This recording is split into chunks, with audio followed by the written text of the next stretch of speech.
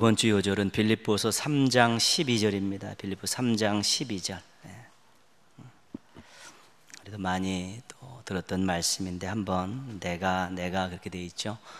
사도 바울의 이제 고백이니까 내가 이렇게 돼 있는데 그 내가가 이걸 암송하고 읽는 우리 자신이라고 생각하고 또 그렇게 돼야겠다라는 소망을 가지고 결단을 가지고 같이 암송하고 또 읽어보도록 하겠습니다. 내가 시작. 내가 이미 얻었다 함도 아니요 온전히 이루었다 함도 아니라 오직 내가 그리스도 예수께 잡힌 바 된 그것을 잡으려고 달려가노라. 빌립보서 3장 12절 말씀. 아멘. 사도 바울은 가는 곳마다 늘 대적자들이 있었습니다. 제일 큰 대적자들은 유대인들이었죠. 배반했으니까 그들의 입장에서는 배반했기 때문에 대적자들이고요. 또 이방 지역에 가면 그 지역을 섬기고 있던 우상을 섬기고 있던 그런 지도자들에 의해서 자신들의 밥줄이 끊기니까 계속해서 이렇게 대적을 하고 그랬고요. 때로는 세워놓은 교회 안에서 그 사도 바울을 폄하하고 또 비난하면서 교회의 분열을 획책하는 그런 좋지 않은 세력들도 있었고, 또 건강하지 못한 신앙을 가진 사람들이 사도 바울이 떠난 이후에 교회에 들어와서 비방하고 교회를 어지럽히는 이런 일들이 꽤 있었습니다. 그래서 편지의 대부분은 그 교회에서 일어났던 신앙적인 갈등들, 오해들, 또 서로 관계 속에서 공동체 안에서 풀지 못한 숙제들, 이런 것들을 해결하기 위해서 쓴 것이 대부분 사도 바울의 편지들이고, 그것이 바로 하나님의 마음을 가지고 하나님의 말씀에 기초해서 썼기 때문에 그것이 오늘날도 오늘 우리들에게 하나님의 말씀으로 이제 적용이 되는 것입니다.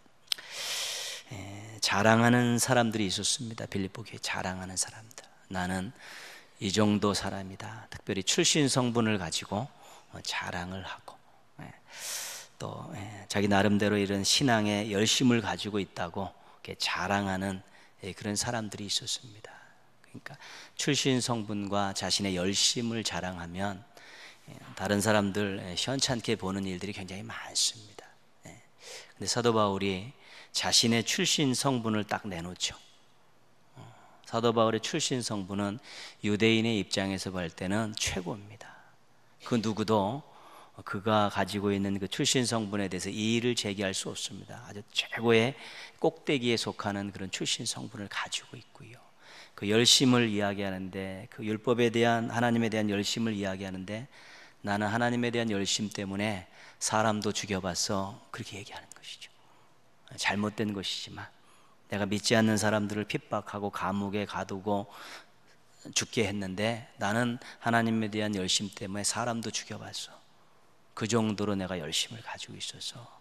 그러면서 그들 앞에 출신 성분과 열심을 딱 내놓으니까 그들이 할 말이 없는 것이죠.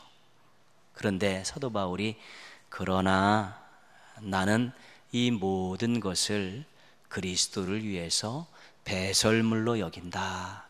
꼬리표를 그렇게 붙인 것이죠. 너희들이 출신 성분 자랑하고 열심 자랑했는데 내가 내놓으니까, 내 거 내놓으니까 아무 말도 못하지.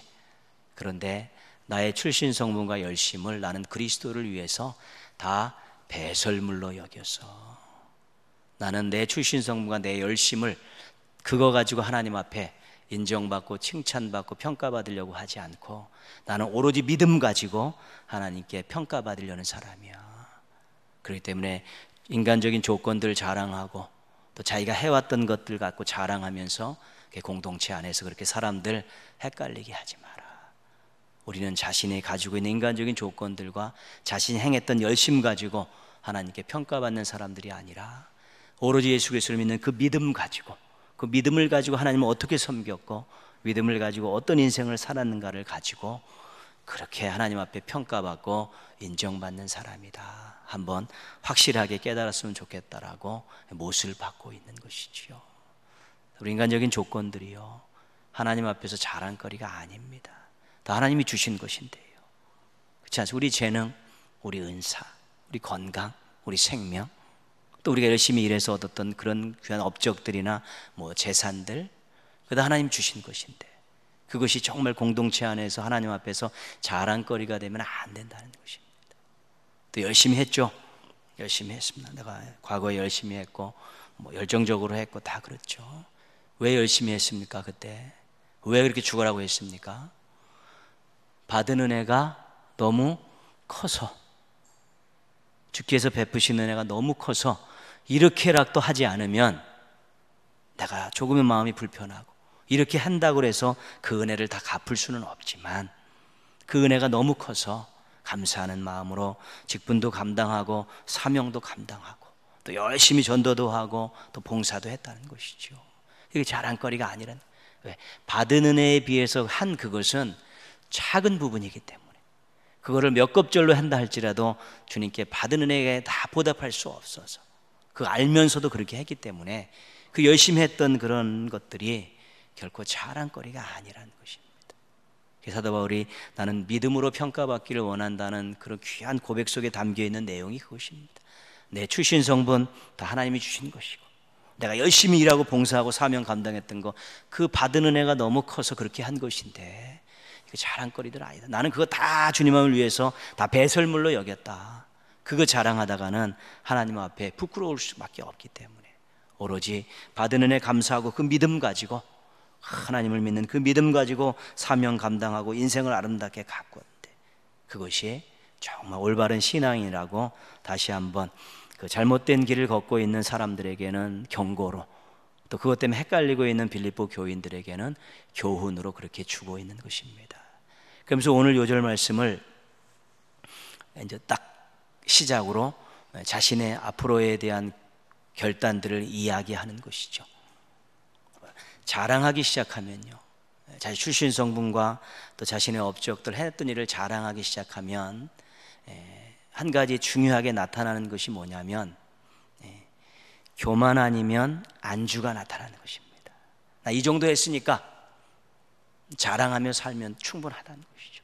이 정도 했으니까 나 여기서 멈춰도 별 문제가 없다는 것입니다. 교만과 안주는 목표가 없는 것입니다. 나는 이미 정점에 와 있다. 신앙생활 할 만큼 했고 경험할 거 했고 또 주님께 영광 돌릴 만큼 돌렸기 때문에 나는 이제 자랑이고 안주, 거기서 멈추어 서는 것이죠. 그런 병폐들을 알기 때문에 사도 바울이 그 앞에 이야기를 다 하고 나서 오늘 요절을 이야기하는 것이죠. 내가 이미 얻었다 하며야. 나는 다 얻지 않았다. 아직까지 나는 지금 다 온전히 이룬 것도 없다. 지금 무엇을 얻기는 얻었는데 그것은 빙산의 일각에 불과한 것이고, 내가 이룬 것이 참 많이 있는데 다른 사람보다는 주님 앞에 섰을 때는 그거는 좀 적은 부분에 불과하다. 나는 아직까지 다 얻지 못했고 이룬 것도 아직 형편없다. 나는 오로지 예수 그리스도 안에서 내가 얻고 또 이룰 것들을 계속해서 해나가기 위해서 지금도 달려가고 있다. 나는 지금도 어린아이고 지금도 나는 아직 성숙을 필요로 하고 아직도 나는 주님 앞에 덜 충성된 인생이기 때문에 그리스도 안에 있는 모든 것들을 누리고 그리스도 안에서 요구하는 모든 것들을 이루기 위해서 나는 지금도 달려가고 있다. 나에게 안주는 없다. 나에게 교만은 없다. 나는 지금도 끊임없이 달려가는 인생이다. 무언가를 얻기 위해, 무언가를 이루기 위해서, 그리스도 안에 있는 그 모든 것들을, 주님께서 주신 것들을 얻기 위해, 주님께서 말씀하신 것을 이루기 위해서 나는 지금도 계속 달려가고 있는 중이다. 그 고백을 오늘 요절 말씀으로 하면서 그들에게 교만하지 마라, 안주하지 마라. 신앙은 달려가는 것이다. 경주자 인생이다. 왜 멈추어서서 자신의 뒤를 돌아보며 자신이 한 것 가지고 주님 주신 것인데 자랑하고 있느냐?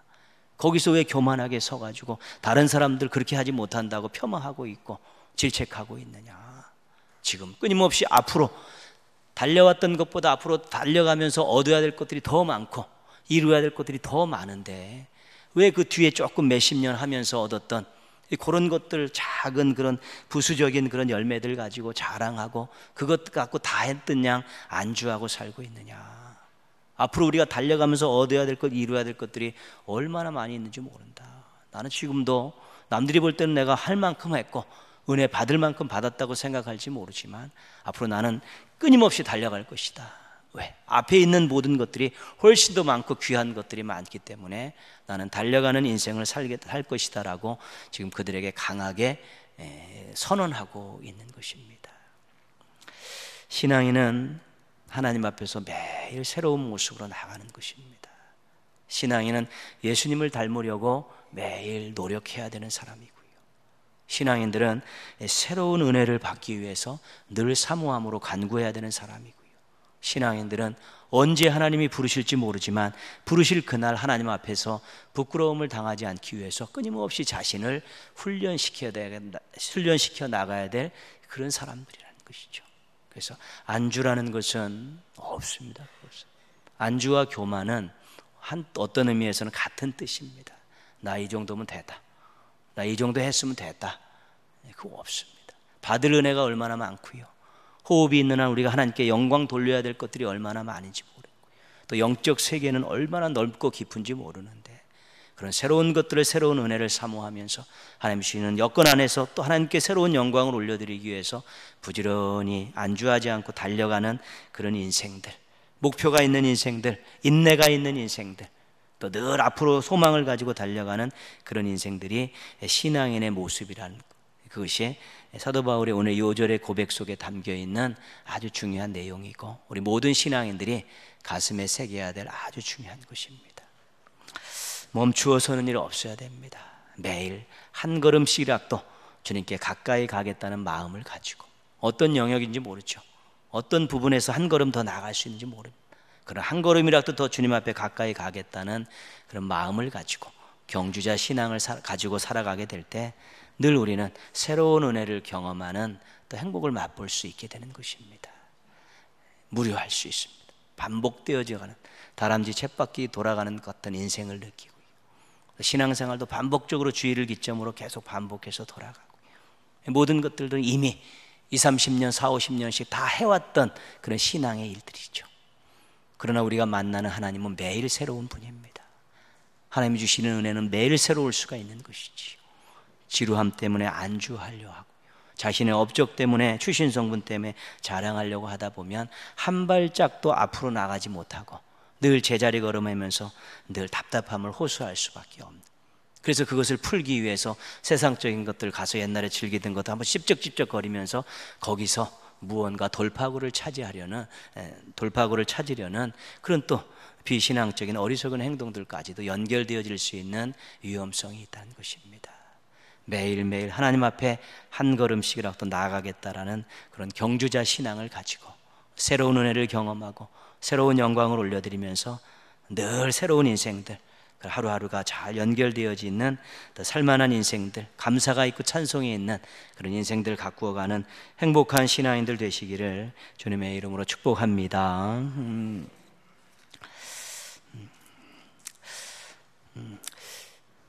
전도서에서 끊임없이 오늘 6장에 이르기까지 지금 나왔던 얘기들은, 인생은 이래이래해서 좀 살만한 가치가 없는 것 같아, 별로 의미가 없는 것 같아, 그런 얘기들을 하죠. 그러면서 우리가 앞부분에서 많이 보았던 그 전도서의 주제 가운데 한 가지는 재물과 수고라는 것입니다. 인생에 있어서 없어서는 안 될 재물, 수고, 이 두 가지 주제가 굉장히 많이 나오죠. 근데 열심히 노력해서 재물을 많이 얻었는데 누리지 못하는 인생이 있다는 것이죠. 그리고 많이 수고했는데도 또 열매를 거두지 못하는 인생도 있다는 것이죠. 수고한 만큼 열매를 거두지 못하고, 수고해서 열매를 거뒀는데 자기가 누리지 못하는 그러한 이해하지 못할 일들이 있다는 것이죠. 그런 것들을 바라보면서 뭐 인생이 이러냐, 무의미하지 않느냐, 헛되지 않느냐, 그런 이야기들을 지금 계속해서 반복하고 있는 것입니다. 인생에서 누리는 행복이라는 것을 세상적인 관점에서 보면 단순합니다. 많이 갖는 것, 마음껏 누리는 것, 또 수고한 대로 열매를 거두는 것, 뭐 그 정도 되면 뭐 행복한 축에 속하는 것이죠. 그렇죠.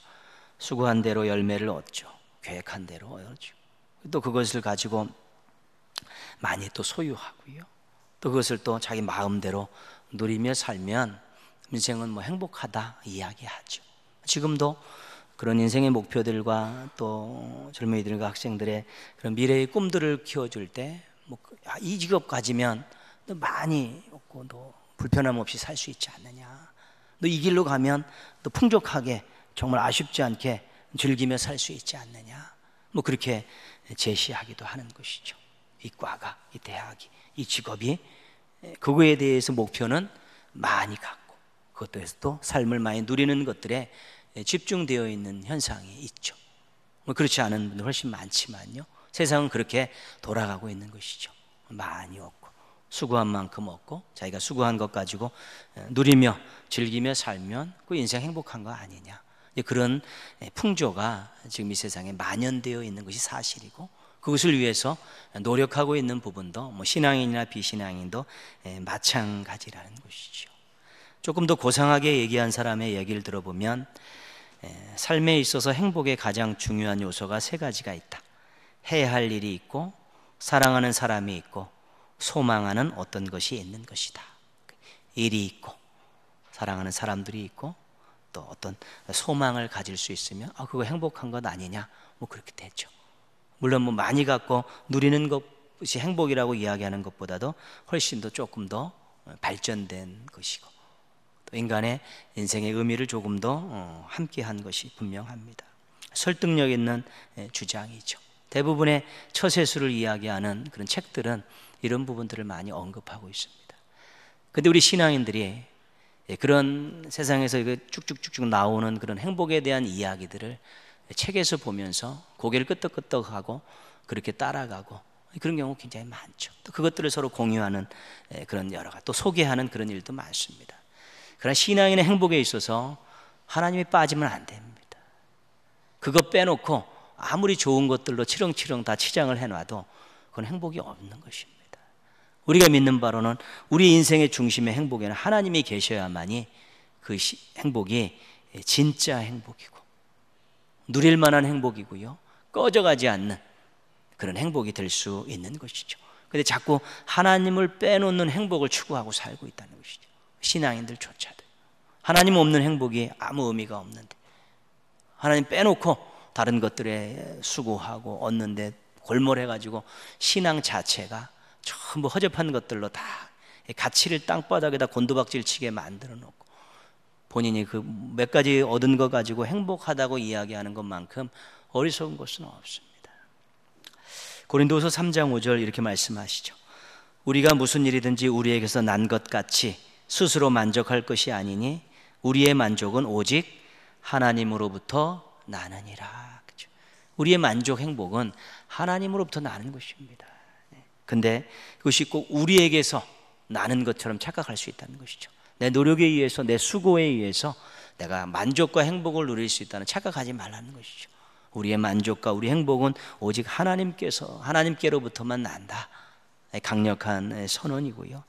이사야 58장 11절 말씀 보시면요, 여호와가 너를 항상 인도하여 메마른 곳에서도 내 영혼을 만족하게 하며 내 뼈를 견고하게 하리니 너는 물된 동산 같겠고 물이 끊어지지 아니하는 샘 같을 것이다. 그렇죠?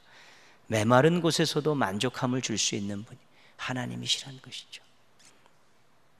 이것이 행복하고 만족하지 못하면 인도함을 통해서 행복과 만족을 주실 수 있고요, 이것이 행복하지 못하면 여기다가 귀한 것들을 엄청나게 공급하셔서 또 행복과 만족을 누릴 수 있게 하시는 것이죠.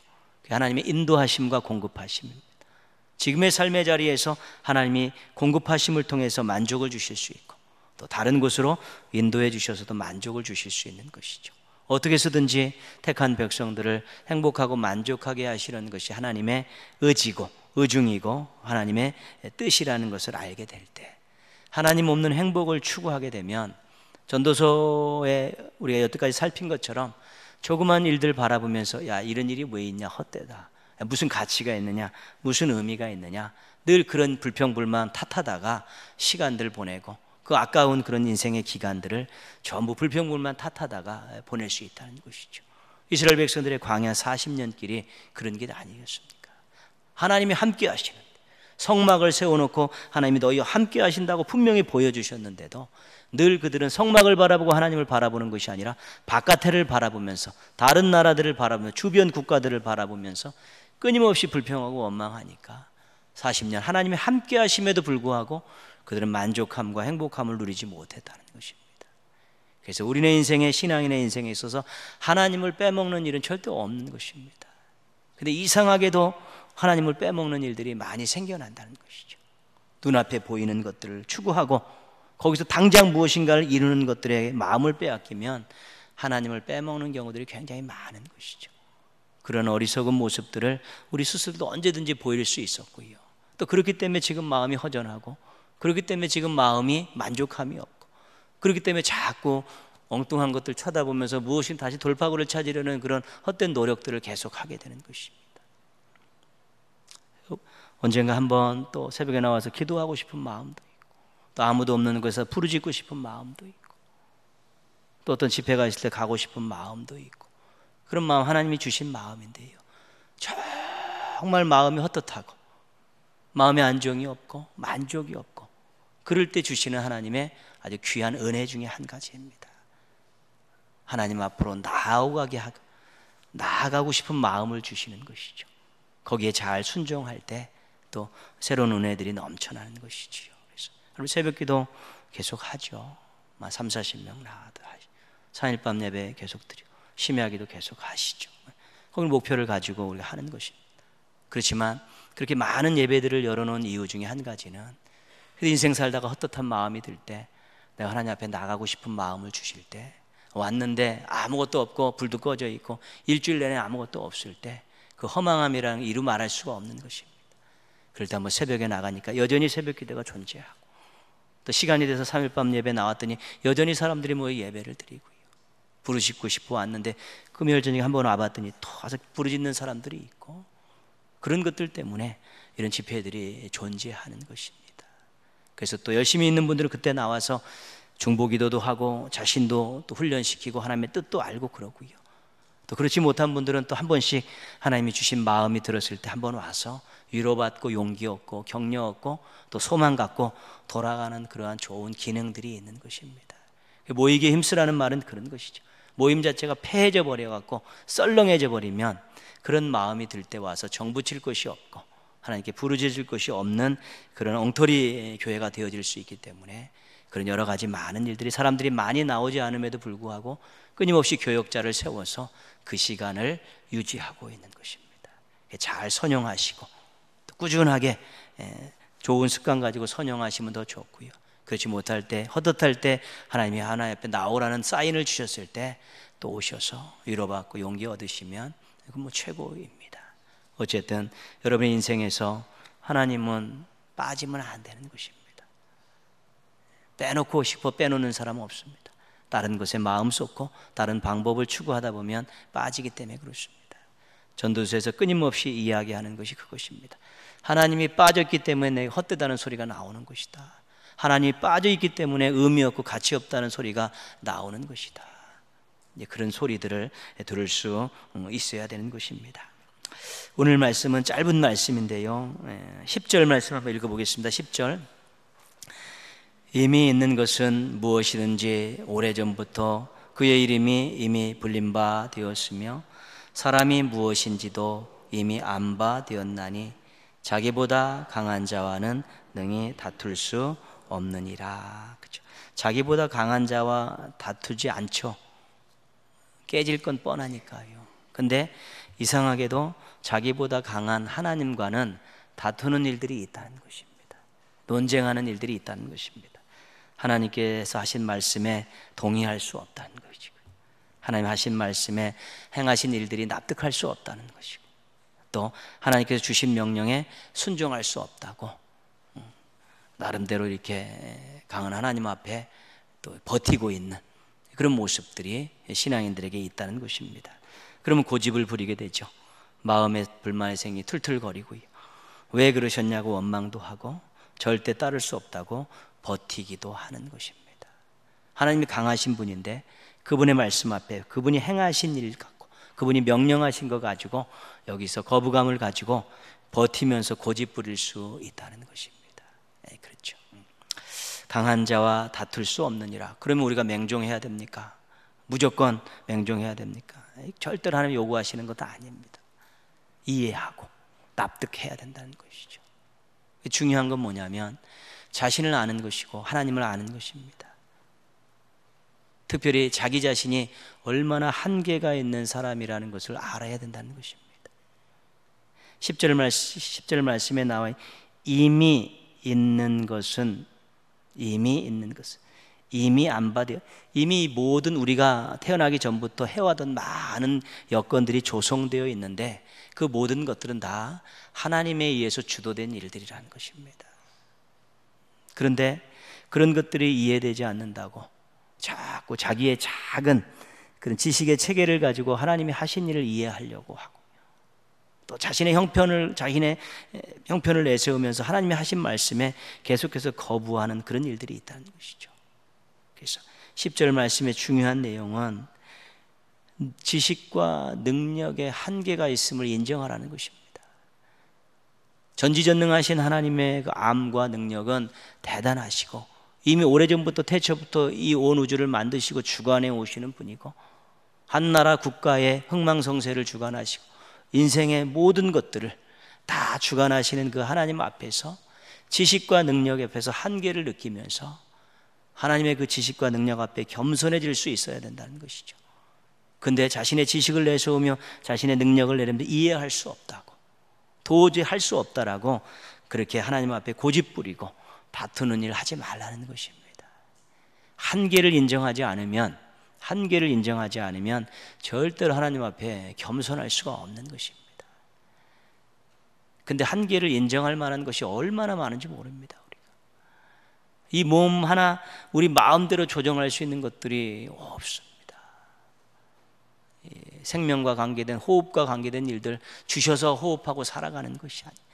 다 자율적으로 자기 기능 맡아갖고 뭐라고 하지 않아도 다 뛰고 또 활동하고 기능을 발휘하기 때문에 이렇게 살아가는 것인데 내일 무슨 일이 일어날지도 모르며 살아가는 그런 인생들이고 작은 병균 앞에서 허무하게 무너져가는 우리네 인생들인데 자신의 지식과 한계가 하나님 앞에서 정말 보잘것없다는 것을 알고 하나님 앞에 겸손하게 그 뜻을 묻고 깨닫게 해달라고 묻고 또 하나님 명령 앞에 순종할 수 있도록 저를 쳐서 복종시켜달라는 그런 겸허함을 가지고 살 때 그 인생이 정말 하나님이 역사하시는 인생 가운데 그 안에 들어가서 자신의 인격을 대우받으면서 살아갈 수 있는 행복을 맛볼 수 있게 된다는 것입니다. 근데 왜 강한 자와 자꾸 다투려고 하냐는 것입니다. 왜 하나님 앞에 자꾸 고집부리고 자기의 지식과 경험과 능력을 내세우면서 하나님의 명령에 불순종하면서 버텨가려고 그러는 것이냐. 그렇게 살아가는 인생에는 만족함이 절대로 있을 수 없다라고 지금 강력하게 이야기하고 있는 것입니다. 우리가 하나님의 앞에서 지식과 능력의 한계를 인정할 수 있어야 되죠. 그래야 하나님의 그 지식 앞에 순종하고 그 능력 앞에 찬양을 드릴 수 있게 되는 것입니다. 우리가 알고 있는 것이라는 것, 우리가 할 수 있다는 것이 얼마나 하나님 앞에서 보잘것없는 것인가. 그것조차도 하나님께서 허락하시지 않으면 또 행할 수 없다는 그 사실을 기억하면서 하나님과 다투려 하지 말고 하나님과 동행하려는 삶을 사는 것이 지혜로운 사람이고요. 또 하나님이 중심에 계실 때, 하나님이 선봉에 계실 때 그 인생에 만족함이 있게 된다는 것입니다. 12절 말씀 한번 같이 읽겠습니다. 헛된 생명의 모든 날을 그림자같이 보내는 일평생에 사람에게 무엇이 낙인지를 누가 알며 그 후에 해 아래에서 무슨 일이 있을 것을 누가 능히 그에게 구하리요. 그렇죠. 선택의 문제를 이야기하죠. 선택의 문제를 이야기하죠. 누가 어떤 게 옳은지를, 어떤 게 낙인지를, 활인지를 누가 알 수 있겠냐는 것이죠. 그냥 우리가 어떤 하나의 일정 부분 인생을 살아온 경험과 지식 가지고 선택하는 것인데 100% 다 옳은 것만 선택하지 않는 것 아니겠습니까? 우리의 선택에도 분명히 다른 변수가 있다는 것입니다. 50대 50이면 분명한데 50대 50 분명한데 또 그 50도 옳게 선택했다 할지라도 그 다음 단계에 가면 어떻게 될지 모르는 것입니다. 그렇기 때문에 선택은 우리가 할 수 있지만 그 선택이 옳으냐 그르냐를, 또 그 선택이 계속해서 올바른 선택으로 이어갈 수 있느냐를 누가 알 수 있겠냐는 것입니다. 한계에 대해, 선택의 한계에 대해서 그렇게 말씀하고 있죠. 행복한 인생 살고 싶지 않은 사람이 어디 있습니까? 다 행복한 인생 살고 싶고요. 성공하고 싶지 않은 사업가가 어디 있겠습니까? 다 성공하고 싶죠. 챔피언이 되고 싶지 않은 운동선수가 어디 있습니까? 다 1등 되고 싶죠. 그런데 뜻대로 되지 않는 것이 많다는 것입니다. 인생에는 엄청나게 많은 변수가 자리하고 있다는 것입니다. 자신의 능력과 지식의 한계를 넘어서는 그러한 일들이 있다는 것입니다. 선택함에 있어서도, 또 자신이 계획하는 모든 일에 있어서도 자신 뜻대로 되지 않은 엄청난 변수가 도사리고 있다는 것이죠. 그 변수를 다 알 수는 없다는 것이죠. 그래서 그러면 어떻게 해야 되느냐? 거기에 그 부분에 대한 부분의 정답이, 성경적인 정답이 잠언 16장에 들어가 있습니다. 잠언 16장 한번 피도록 하겠습니다. 잠언 16장은 그러한 변수가 많은 이 세상에서 어떻게 살아가야 되느냐를 가르쳐주는 아주 중요한 말씀이죠. 다는 집에 가서 읽어보시고요. 중요한 것만 찾겠습니다. 1절 같이 읽겠습니다. 마음의 경영은 사람에게 있어도 말의 응답은 여호와께로부터 나오느니라. 그죠? 계획하고 기도하는 것 인간들이 할 수 있는 일이지만 성취하시고 응답하시는 것은 하나님의 역사라는 것이죠. 결과가 자신에게 있지 않고 하나님께 달려 있다는 것이죠. 그래서 어떻게 해야 되느냐? 3절 말씀 같이 읽겠습니다. 너의 행사를 여호와께 맡기라. 그리하면 내가 경영하는 것이 이루어지리라. 그래서 하나님께 맡기라는 것이죠. 왜? 결과를 누가 책임지시기 때문에? 하나님이 책임지시기 때문에 결과를 맡겨라. 그 말씀을 지금 하고 있는 것이죠. 실은 맡길 수 있는 것은 대단한 믿음이죠. 맡길 수 있는 대단한 믿음입니다. 맡기는 게 얼마나 힘든지 모릅니다. 시편에서는 이런 표현을 쓰죠. 맡겨라, 맡겨라. 그러면 맡겨 버려라. 그러면 맡겨 버려라. 그렇죠. 자신이 가지고 있으면 맡긴 게 아닙니다. 근심 걱정을 자신이 가지고 있으면 맡긴 게 아니죠. 주도권을 자기가 가지고 있으면 맡긴 게 아니잖아요. 맡겨 버려라. 그러니 맡겨 버려라. 맡기기가 얼마나 어려운지 모릅니다. 맡겨 버리기는 더 어렵습니다. 자신이 주도권을 가지고 근심 걱정도 다 떠안고 있고, 그걸 하나님 앞에 온전히 맡기지 못하는 일들, 흔한 일들이 있죠. 33절 한번 제일 끝으로 가서요. 33절 같은 내용이지만 한 절 더 읽겠습니다. 제비는 사람이 뽑으나 모든 일을 작정하기는 여호와께 있느니라. 그렇죠. 아멘. 잠언 16장의 중요한 내용은 이 결과에 관계된 부분은 하나님께 있다는 것입니다. 그렇기 때문에 계획하고 준비하고 경영하는 것 하면서 하나님 앞에 그 결과를 온전히 있음을 인정하고 최선을 노력을 하면서 결과는 하나님 앞에 맡겨야 된다는 것입니다. 그런 부분들에 대해서 지금 잠언 16장에서 끊임없이 이야기하고 있는데, 전도서 오늘 말씀에서도 그런 것입니다. 너희들의 선택이 올바른 선택인지를 누가 보장하겠냐는 것입니다. 12절 말씀의 내용이 그거죠. 그리고 그 이후에 어떤 일이 일어나는지 누가 보장하냐는 것입니다. 물론 인생의 여러 가지 전문 업종에 들어가면 데이터에 의해서 어느 정도 확률이 높은 선택들을 할 수 있고 결과를 만들어낼 수 있습니다. 그러나 그것조차도 우리 하나님의 놀라운 능력의 섭리 안에서 이루어진다는 것이 우리 신앙인들의 고백입니다. 그래서 결과가 하나님 앞에 있음을 알고 하나님 앞에 온전히 맡기면서 나아갈 수 있는 것, 그래야만이 가치 있고 의미 있는 인생을 살고 또 하나님의 은혜의 울타리 안에서 그런 것들을 누리며 그런 것들을 이루어가는 그런 기쁨이 또한 신앙인에게 있어서는 굉장히 큰 의미 있고 값진 인생을 살아가는 지름길이 되어질 수 있게 되는 것입니다. 오늘 말씀의 제목을 한계라고 정해놨습니다. 한계는 지식과 능력에 있어서, 선택과 미래에 일어나는 일에 있어서 인간들은 한계가 있을 수밖에 없다는 것이죠. 그 한계를 인정할 때 하나님을 의지할 수 있고, 또 그 결과에 대한 모든 것들이 하나님의 장중에 있음을 알 때 하나님 앞에 철저히 맡기고 노력하는 삶을 살아갈 수 있게 된다는 것입니다. 그래서 우리 인생이 하나님과 함께 할 때 얼마나 행복하고 가치 있는 일을 많이 느끼는지 모릅니다. 이 마음속에 하나님이 주인이시라는 분명한 확고한 믿음이 정착되지 않는 한 철저히 맡기기 어렵습니다. 자신이 주인이 되는 순간에 자신이 한계가 없는 존재라고 착각하면서 우리가 교만하고 거만해질 수 있다는 것입니다.